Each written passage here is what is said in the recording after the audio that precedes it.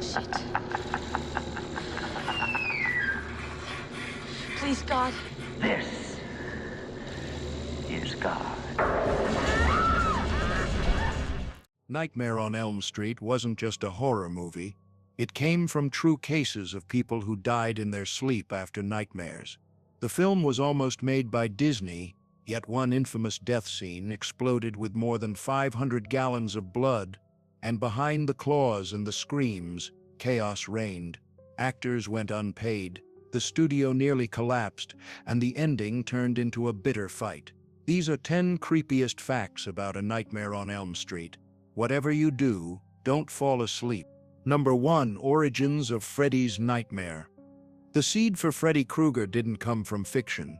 It came from real tragedy. Wes Craven read disturbing reports in the Los Angeles Times about Southeast Asian refugees who had survived horrors of war only to suffer terrifying nightmares in their new lives.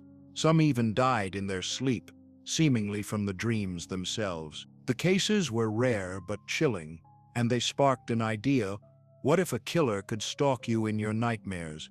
And the fear was deadly enough to kill. That eerie question grew into A Nightmare on Elm Street, giving Freddy's story a frightening edge rooted in reality.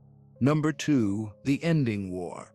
The final scene you see on screen was not what Wes Craven wanted. His plan was simple. Nancy wakes up, the nightmare ends, and the story closes clean. But producer Robert Shea pushed for a shocking twist to set up sequels. They filmed multiple versions, fighting over the outcome. In the end, compromise won. The kids drive away in a car that suddenly transforms into Freddy's striped trap, and Nancy's mother gets yanked through the front door like a doll. It looks surreal, even goofy, but it left audiences rattled. That ending wasn't just a scare, it was the start of a franchise. Number 3. The blood flood scene. One of the most jaw-dropping scenes in the film is Glenn's death, the moment where a bed erupts into a geyser of blood. To make it work, the crew built a full rotating room, flipped it upside down, and dumped over 500 gallons of fake blood through the hole. But things went wrong. The liquid short-circuited the set.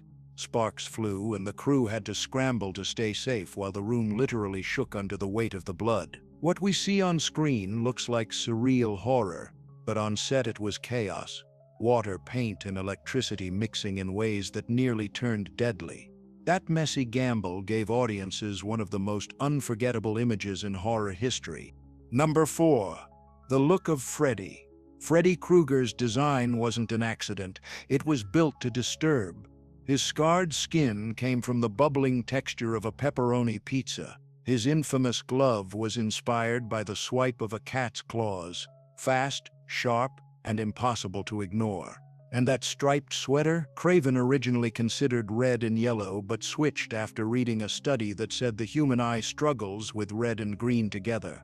The clash unsettles you without you even realizing it. Freddy didn't just haunt your dream. His very look was engineered to make your brain twitch every time he appeared. Number 5. The Man in the Fedora. Freddy wasn't born in a studio. He crawled out of Wes Craven's childhood. As a boy, Craven once looked out his window late at night and saw a drunk man in a fedora stop, stare, and lock eyes with him. The moment froze him in fear. That memory never left, and years later it bled straight into Freddy's design. Add in the name of a school bully, Fred Krueger, and the monster suddenly had both a face and a name. Freddy wasn't just fantasy, he was built from real shadows that once terrified a kid in his own home. Number 6. The Freddy that almost was. Before Robert Englund became Freddy, several very different actors nearly wore the claws.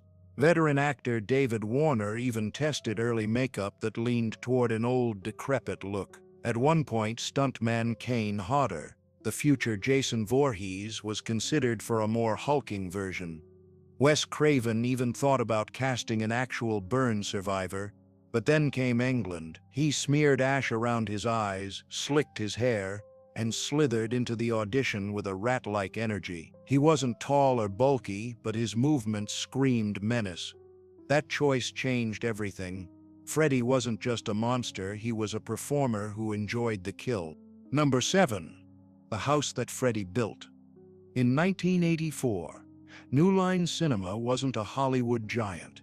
It was a scrappy little distributor struggling to survive. When A Nightmare on Elm Street went into production, the company actually ran out of money. Cast and crew worked without pay for weeks.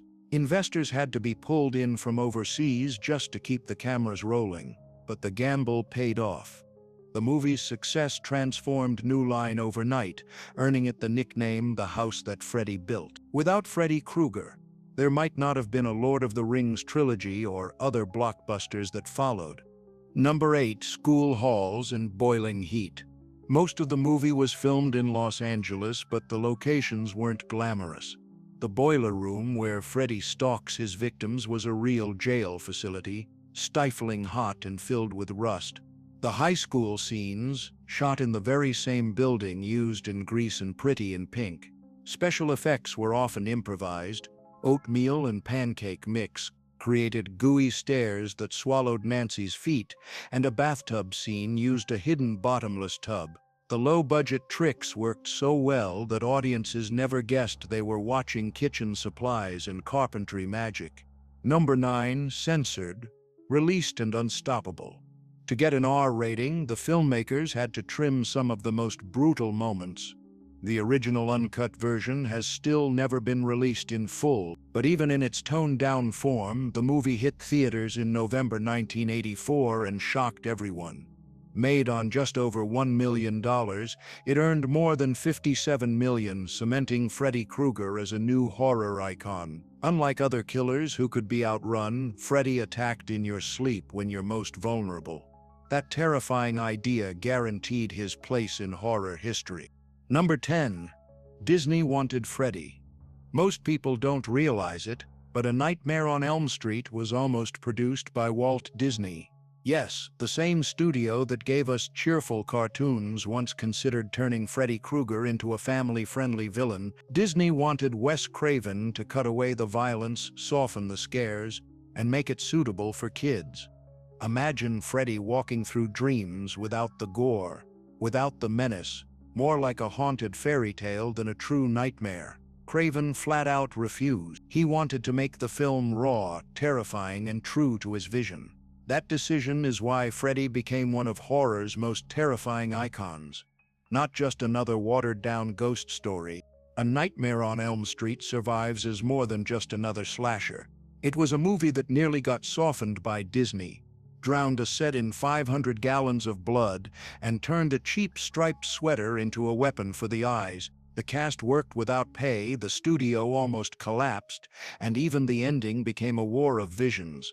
Out of that chaos came a film that still feels dangerous because Freddy attacks where no one can protect you. The legacy of this movie is proof that nightmares can be built with scraps, sweat, and stubborn vision.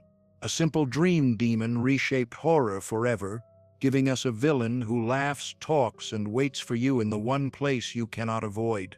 And maybe that's why, after all these years, audiences still look over their shoulder when they hear the sound of metal claws scraping in the dark.